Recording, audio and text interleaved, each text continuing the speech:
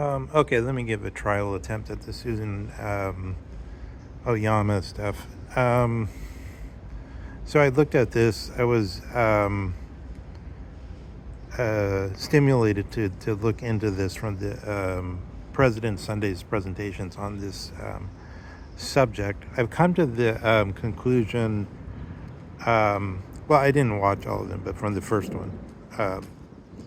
I'm not sure if he did more than two, but from the first one on the Patreon channel. But and also because he mentioned it in one of the live streams.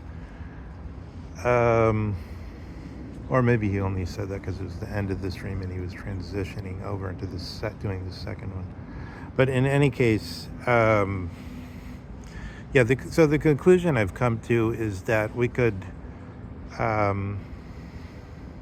it would be clarifying to, or explanatory to present this on this theory, the rising of this theory, on analogy to the rising of the Now School. So, and I believe in a certain sense, so like in 2011, this is kind of connected to the whole thing, so I'll use this example. When the guy came out with his quasi-crystals theory, Penrose asked him, well, did you know about my tiling geometry and numbers theory? And the guy said, oh yeah, I knew about that, but I wasn't thinking about it when I made the discovery. So the guy had identified an actual sort of structures which could be comprehended through that tiling theory. And then Penrose said, oh, well, maybe it was unconscious. So, I mean, take that as you will. I'm not a real close judge of it. I mean, whenever I hear about this, I mean, this Israeli guy is apparently, his name in German is something like Butcher Man or something. Stetman or something like that. Or in some like Yiddish dialect or something of German. Butcher Man. So there's always something ominous about these Israeli guys somehow. So I don't feel up to really judging, to saying, did he just steal the idea and then simply say, oh yeah, it applies here. Sure, you could do a Procrustean bed thing here. Sure, why not? I don't know. But in any case, the reason I bring that out is that the move from his tiling theory, strict mathematical theory, to the guy winning the Nobel Prize for claiming to discover it,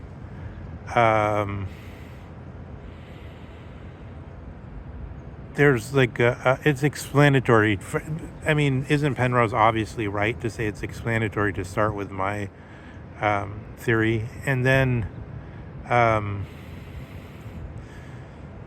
want to say Susan Oyama would not have developed this theory except that there was already this structure, which is really analogous between history, the way it was done before the Now School, and a Now School history of longue durée structures. So the longue durée structure. So what she's doing is I think it's explanatory to look at it this way, or clarifying to say, I mean, she says she's fighting against the dogma or whatever, but I think what she's really fighting against is the reaction norm way of analyzing. Reaction norm way of analyzing is the essence of the current way of thinking about evolutionary biology and evolutionary medicine, for that matter. What she's saying is, no, we don't have to do it this way that goes from the thing that... should I go into a long statement on how I think all this stuff is motivated, and as a super long parenthetical? I shouldn't, but then again, it is kind of meaningful. So like, say you have... this takes us way far away, but we have to motivate it somehow. Let's just look at a quick history of how we get to the point of the reaction norm dominance. It's basically, for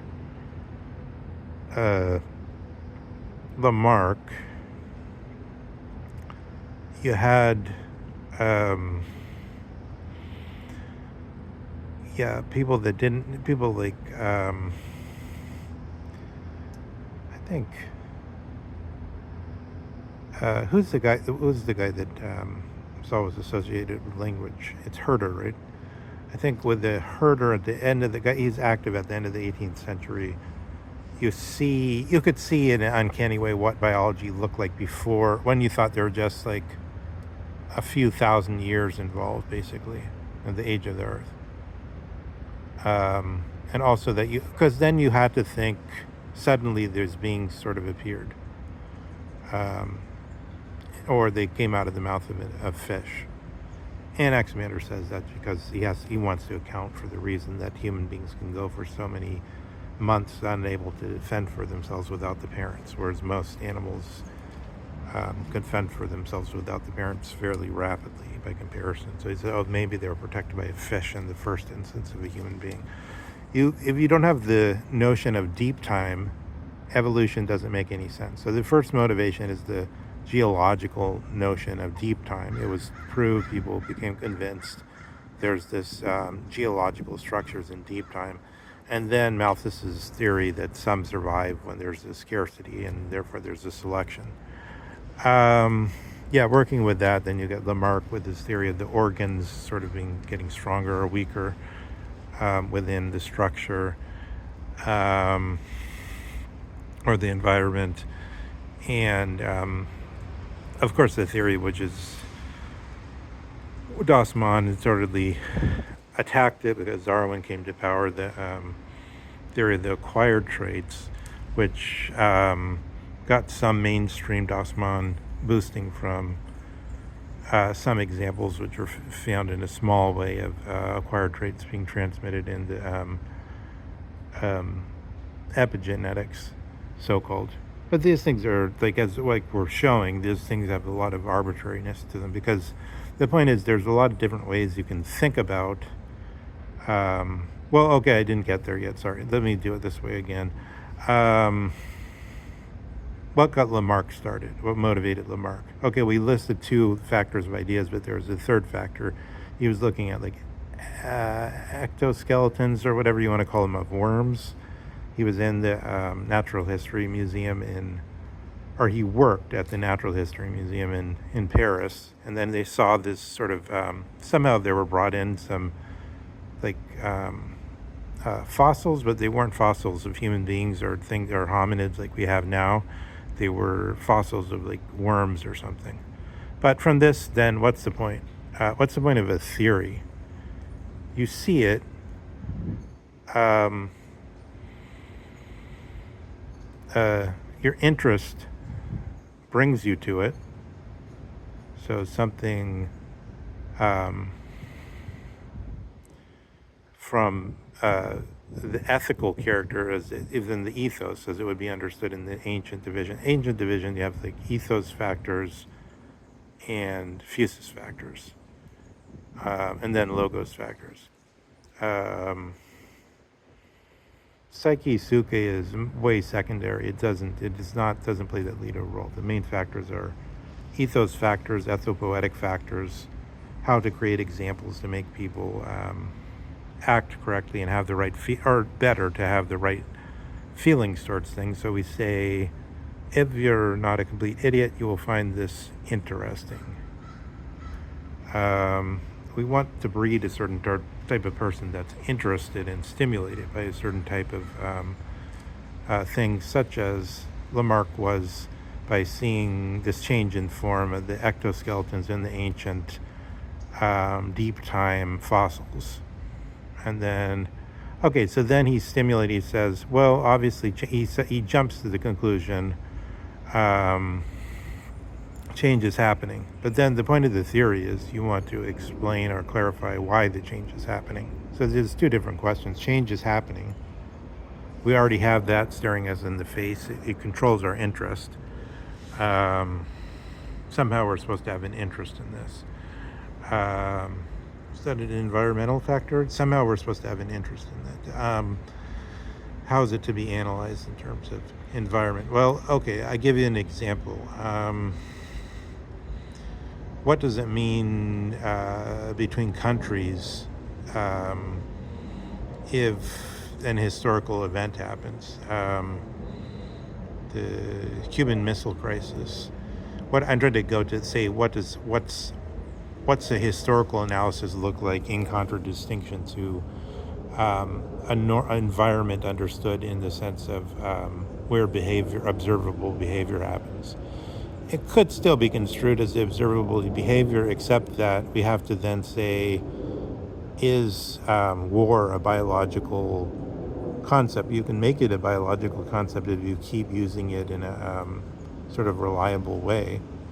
So say the Cuban Missile Crisis. So is the belief in communism, or the whatever it was that Che Guevara called justice, what his famous saying about I tremble indignation, because the justice makes you indignant. It's an emotional thing, understood in the ancient way.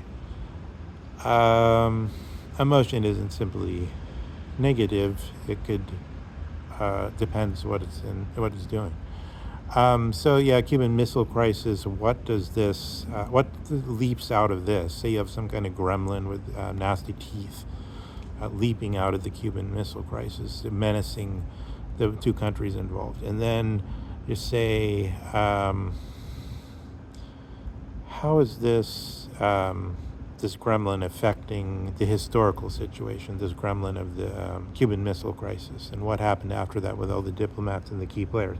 And then we could get somebody like George Samueli to come and talk to us for a long time, and we'd be interested to hear it about what the Cuban Missile Crisis, what this thing that leaped out of the Cuban Missile Crisis did, how the Cuban Missile Crisis, as it were, understood as an event, Aragnes, affected both the countries and the destinies of both the countries.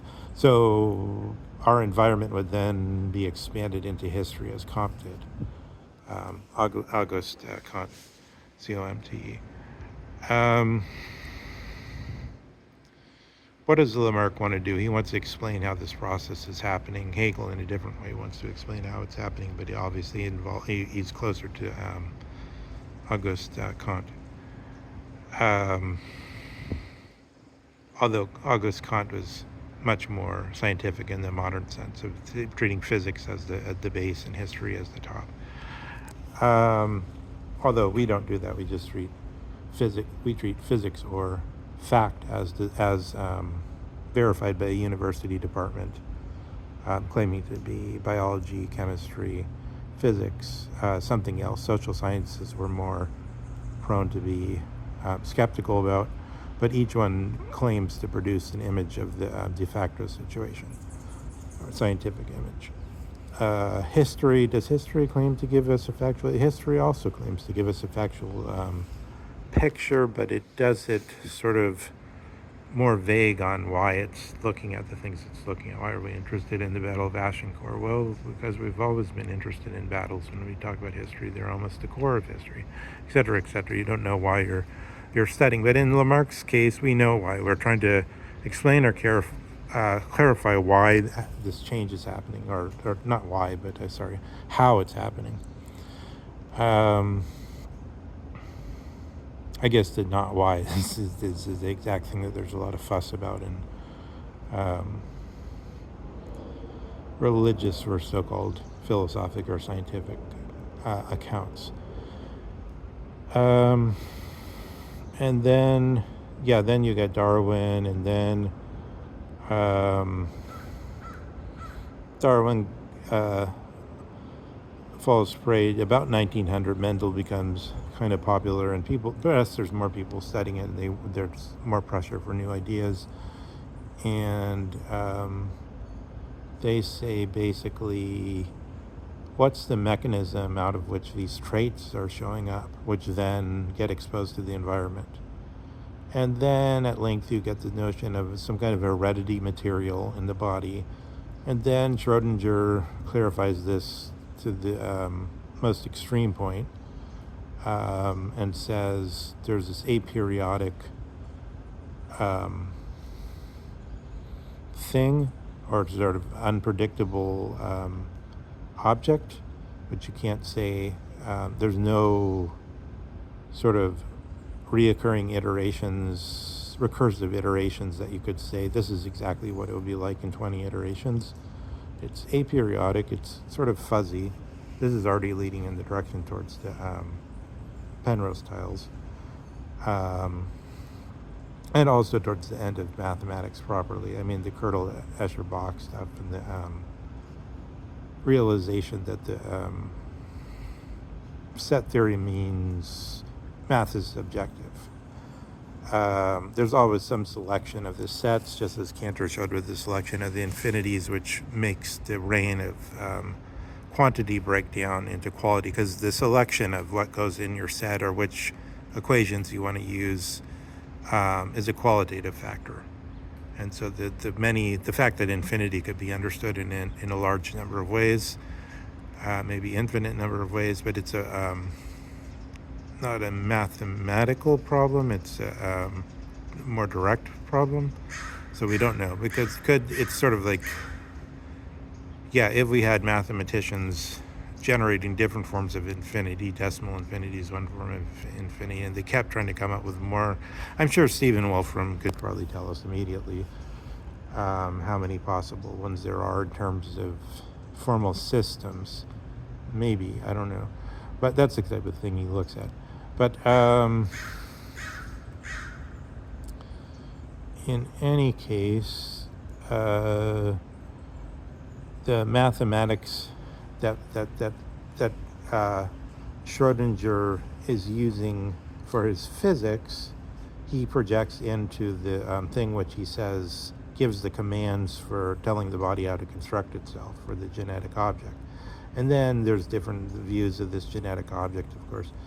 And it says it where the neo-Darwinian synthesis completes itself, but then it kind of does some more things when Schrödinger comes along, and then the DNA theory comes along. I have a low opinion of Francis and Crick. I think they just followed the things that were already known, and they were just simply, they happened to find it, okay, they're not that intelligent, because this is what everybody was pushing towards. Everybody said, look for this object. And then eventually this became, realizing that you could sort of jump back and forth between the environment and the genetics. You have lizard, or you have a chicken. Chickens have a genetic switch where they could have fangs. Say you put the chicken in a group of a bunch of other chickens with fangs, then maybe those are the conditions where the genetic switch goes off. But you could have a reaction norm where you kind of predict how often it would happen, or how much percentage of the chicken population has to be fanged for it to be likely for a chicken to have fangs. And you could do stuff like that. Reaction norms gives you a lot of power, for a lot of predictive power. And that's, I'm just pointing out that these different conceptual ways of doing it, they blend into the notion of, we're making progress because before we didn't know about Mendel's results, and the neo-Darwinian synthesis is telling us more. They blend into the sense of purely learning more and getting, clarifying why genetics happening, into operative things that are part of the environment. In what sense are they part of the environment? What sense is our knowledge of evolution part of evolution? Of course, in one sense, obviously we're selectively breeding ourselves by the countries we live in. For instance, if those countries are conceived of as having sort of, let's say in America, we have democratic and republican cultures, and they play a large role in how daily life operates, although there's always local, there's still local variations, but they're not prominent in what they do legally, except on occasion, like the marijuana laws in California, for instance. There was a long time, there was the federal authority wanted to crush marijuana in California, but Californians basically were in favor of marijuana, and finally, of course, California won out. You could have different levels then of analysis in terms of here's your supposed genetic material, or here's what you're starting with, your hereditary stuff, and here's what it's already essencing as, usiaing as. So, I mean, confusingly from the beginning of the tradition, fusus, nature, is one thing, naming a region, alongside ethos, where stuff starts to happen, where like the impulse of the tree or whatever starts to happen. But I'm just thrusting those ideas willy-nilly over to ancients in order to explain sort of what it seems like they were getting at. Maybe they themselves weren't quite aware why they were getting at what they were getting at. They could tell you something, but maybe for us it's different, and maybe how it is for us is what really counts. It's hard to know. Maybe the philologist correct version, Richtish version, proper version, would help us less than some other way of glancing at what they were doing. That's always a difficulty. Let me actually read something I had prepared on this question of nature. Actually, it's sort of close to something that President Sunday gets wrong. So he thinks, he doesn't see the difference between Descartes and the ancients and the Exodus passage, I am that I am. He thinks this is already indicating some kind of dualism. So first of all, let's just say dogmatically, so just as in order to clarify the position, there is no difference of substances, no substance dualism in before Descartes.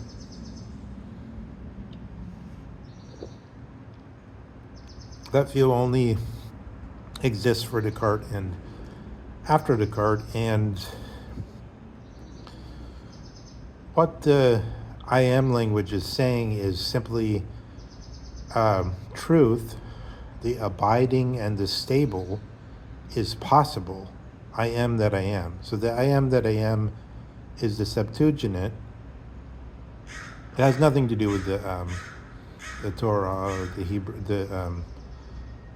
the books of Moses, or the as it were, the Yahwehist, as they sometimes call it, religion, the religion of the First Temple. It has nothing to do with the religion of King David. It has nothing to do with the religion of Samuel, the prophet Samuel. It's simply the introduction of the Septuagint of Greek philosophy into superimposing it over the Jewish thing, effacing the Jewish thing.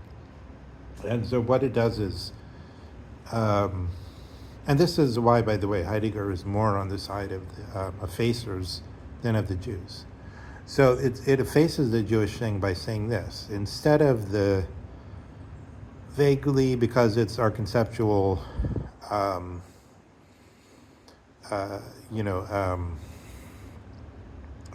light stream or whatever, only can allow for us to see a certain, some colors and not others.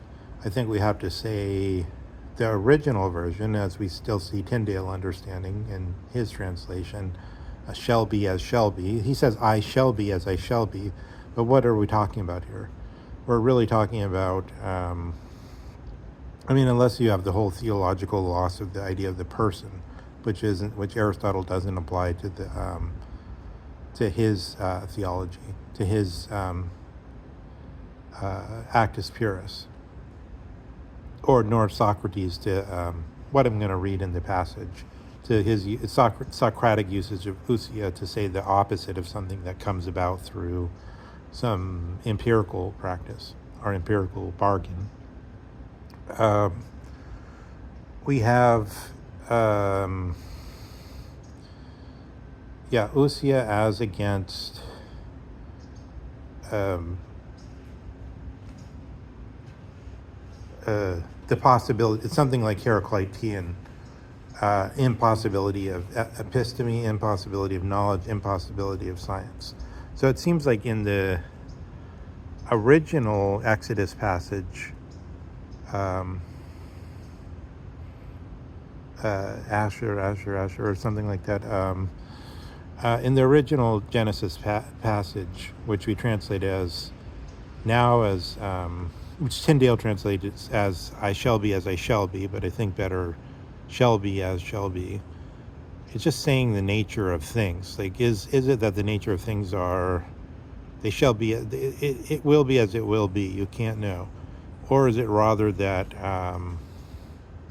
there's the stable and abiding thing that knows, so that omniscience becomes a possibility? This is what they interject. So they interject over whatever the Hebrew thing was, which is not, I mean, it seems, I'm just analogizing it to Heraclitus because that's what makes sense to us. But that's like doing a total violence to the First Temple religion, to the Hebrew thing, to the religion of the Kohens.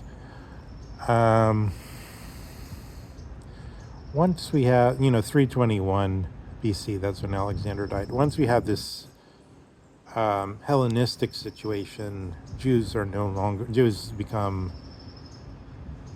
they're still the temple, but it's a political entity, and it's more like Netanyahu or something like that. That's the character, is more like the character of Netanyahu in this Likud.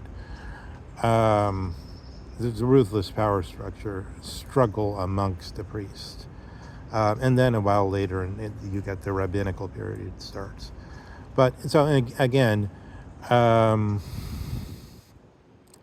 the President Sunday's doing that wrong. He doesn't see what's happened with the swapping out of the Hebrew for the philosophic version. He doesn't see that the point of the Christian version isn't dualism, but rather it is the stable and abiding possibility of truth, and Christ is understood as Christ Logos is understood as the truth manifest in human form, as an ethopoetic structure. And so, yeah, he totally misunderstands this. And then he doesn't see the originality of Descartes either, because he's stuck on the notion that by saying I and am, we're making a dualism, which doesn't make any sense. Yeah, to go through that in detail is a long-winded thing. But let me just read this to show textually where we're getting a low-level confusion, as it were, to speak sort of in a stupid Jordan Peterson way. How does he call that? Low resolution. It's just linguistically, but I suppose not just linguistically, because it's been with us for so long and so many people have made this mistake, and especially in the current media environment. Maybe more mistakes have been made in the last 10 years on this subject than were ever made historically, and maybe they're even more impactful. So advisedly, we should really make it our interest, if you like. Hume said people have interest, but what they are is a matter of opinion. Type of math we use is also in a certain way like that. It's a matter of opinion, because of what does it do? Does it make pixelated screens, like electromagnetic theory, or is it more like Newtonian theory, which can supposedly still get us to the moon? Well, they do different things. And it's easy to conflate that with the improvement, because you see so many examples of, it seems like something was learned, and therefore it must be improving what we now have. Okay, so let me look at this passage, Republic, Book 2, circa 359a. And then I looked at I looked at all the big translations, so Benjamin Jowett and Paul Shorey and all these big translators of the past. And I think, I didn't look at the most current ones, but I bet they also do something similar. And it's sort of like this passage says, and this they affirm to be Genesis, origin, coming to being, and natural essence. Sorry, I'm looking at the wrong thing. And this they affirm to be the origin and nature of justice. It is it's some kind of mean between just wrecking your will on others and having others wreck their will on you. But that's not the main point. The main point is the word nature here, and this they affirm to be the origin and nature of justice. But what is that translating? They use the word nature here in almost all the major translations, and probably still in the current one. But what they're translating there is ousia, not physis, ousia. So essence is used, ousia, or being, or the I am, or this thing that Socrates says is outside of empirical things, like a struggle between people find out, oh, it's not that great if people just wreck their will on me. That's like the worst, and that's what people are saying naturally we regard as the most just situation in a way. The best people get to wreck their will on the Kakos people, or something like that. And in other words, it seems from a natural point of view that it's better to have been the one that did the looting and stole everything and got away with it than it is to be the victim. That's what they're saying. And then there's some negotiation has to be made between this, and this is the so-called ousia, or nature of justice. So all that to say, there's a radical confusion about what we mean by nature. How's it sort of, in the meantime, fixed? It's fixed, of course, partially by practice, how biologists and people in different fields use the word. But I think philosophically, the main thing is physis is mostly interpreted to mean what comes forward by itself. But then, obviously, there's another thing, which is sort of like what comes forward through us, and thus the free will debates and things like that. But not always understood clearly enough. There's ethos factors coming from ourselves, and then there's these supposed physis factors that arise on their own. Again, the question of suke, or the region of suke, isn't the primary thing. It's just to say, there's a kind of suke that always sort of prefers to be in a contest all the time, like Kirkdotlis, something like that, thumos type. There's other kinds of sukes which prefer to always be looking for the logos, Socratic type. So there could be developed different notions of suke understood in Aristotelian sense as a way of life. So there's the logos way of life. There's the way of life that seeks to eat well. There's a way of life which is Hugh Hefner way of life. There's a way of life which is wants some kind of petty power, gangster's way of life. There's a way of life that wants some kind of statesman's power, which often sort of leans into tyrant's power. There's a way of life that wants knowledge. But now if we want knowledge, then it follows there has to be something stable and abiding. Otherwise, we don't know what is the point. We're just lost. So this is the point of the stable and abiding, the I am that I am, the change by the Septuagint in that passage. That's what it's about. It's not about a dualism. So I would say, further, we could say, unfortunately, there's an irony in the President Sunday view, because he says, oh, that's a Christian view. The Christians have this dualism. Ha ha ha. No, it's the view that undergirds any claim to science, understood as a knowledge which is stable and abiding. Because otherwise, what happens when we then tilt? So after all that being said, then when we tilt over into the Susan Oyama view. So I take the essence of the Susan Oyama view to be we focus on the structure, and the structure could be something like the way a certain bird builds a nest and tweets at the chicks in the nest, and it's reliable over many generations. We focus on this structure and so we're doing this longue durée structure thing now. This is what I think is analogous to analysis school in some way. We're not looking at the event of the genetic thing, which is supposed to be the giving the commands out of some kind of aperiodic or quasi-random generator, which then in one version,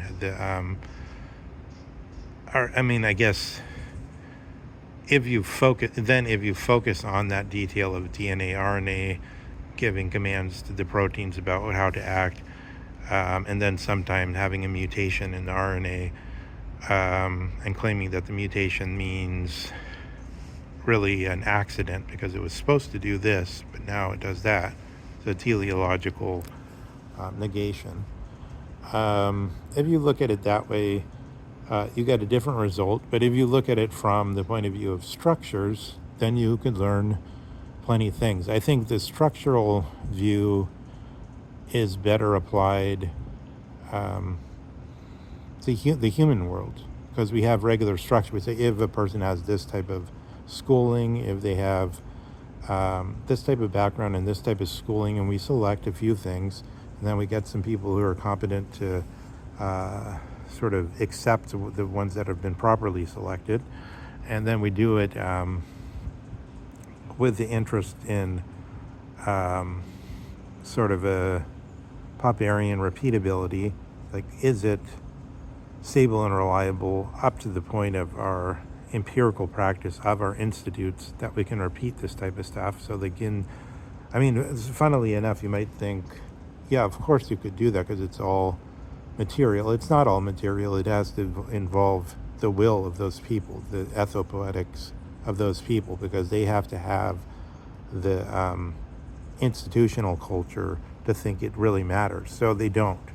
So, there was a essay they hide themselves in the Economist that said more than 50% of our blessed research laboratories in some fields in biology especially are producing stuff that cannot be reproduced by commercial labs. Now, this could be, some of it could be incompetence on the part of the commercial labs, but I don't know, because they have a big motivation for getting it right. Of course, they also have a motivation for making an excuse and just saying, oh, it's just the academics got it wrong. So there could be some other factors involved, I don't know. But what it sounds like is mainly it's just things such as disregarding static in probability expectation. You have a probability expectation, you get a bunch of results that lie outside the expectation. Well, but then your finding wouldn't be very sexy, would it? So you say, oh, that's just static. It's just total accident, non-existent black swans. And then you turn in your results, say, oh, look at this results. It's so sexy. And then you get like half of the sciences are based on people just wanting to show something for their citation numbers or whatever. That University of Paris thing. So put all the latest stuff tack it up on the walls as it started around the time of the French Revolution. The university as a commercial entity that means to entertain through creating novelties and things like this. So in the midst of that, I'm not saying that, the Susan Oyama thing is really like that. I think it's more that she developed an idea that had to be developed because the structure is already there. This type of structure is already ready to go. the problem, I mean, the other side of the analysis school is that they lose touch with the event.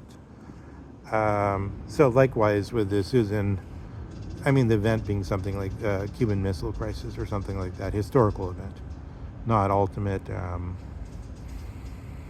Heideggerian Dasein event, or, I mean, I'm speaking loosely, but historical event. Cuban Missile Crisis understood as a historical event. What leaps out of it, and what does it affect, and how is it, it could still be in the diplomatic cultures of the Americans and the Russians. Americans probably have a deep desire to sort of show that they were victorious. We won the Cold War, therefore, therefore the Western Alliance is correct, and you're supposed to be subordinate, something like that.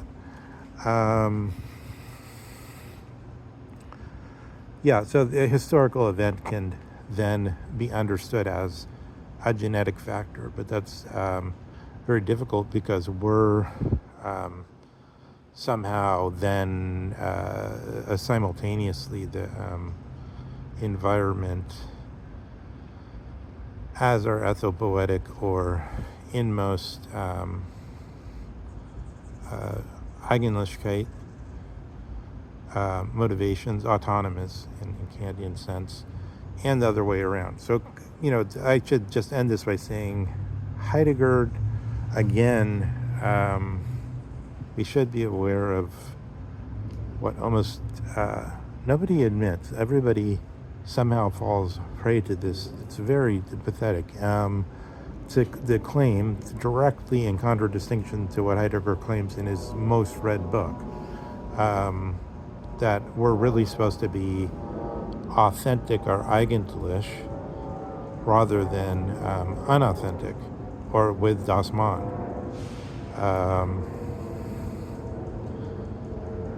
In the case of this Susan, Oyama das Man would be the standard dogma, the thing that's most promulgated just on rote and holds itself up against everything else with sort of the most dead weight of inertia. Heidegger absolutely doesn't tell us that we should choose one direction or the other there. Is rather he's trying to let be. He's trying to let be.